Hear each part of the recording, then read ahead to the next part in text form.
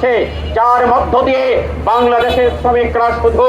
অগ্নিকাণ্ডে মৃত্যুবরণ করবে না, বাংলাদেশের এই শ্রমিকদের মতো বাংলাদেশের সমস্ত ধরনের নিপীড়িত জনগণ আজকে সাম্রাজ্যবাদের অ্যাটম বোমায় মারা যাবে, মিসাইলে মারা যাবে, বোমার আঘাতে মারা যাবে, যুদ্ধ বিমানের আঘাতে মারা যাবে, তাদের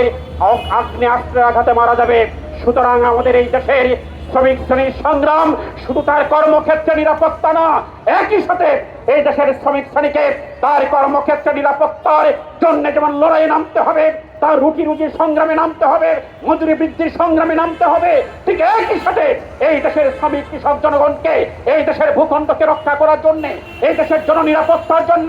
আগামী দিনে সাম্রাজ্যবাদের অন্যায় যুদ্ধের বিরুদ্ধে ন্যায় যুদ্ধের জন্য এই শ্রমিক শ্রেণীকে জনগণের সাথে কাঁধে কাঁধ মিলিয়ে মাঠে নামতে হবে। বন্ধুগণ, আমরা 50 লক্ষ টাকা এক একটি নিহত শ্রমিক পরিবারের জন্য দাবি করছি, আমরা আহত শ্রমিকের সুচিকিৎসা দাবি করছি, আমরা সমস্ত কলকারখানায় শ্রমিকদের নিরাপত্তার দাবি করছি। কিন্তু এই নিরাপত্তার দাবি, এই চিকিৎসার দাবি, এই ক্ষতিপূরণের দাবি আমরা দীর্ঘদিন করে আসছি, কিন্তু কোনোভাবেই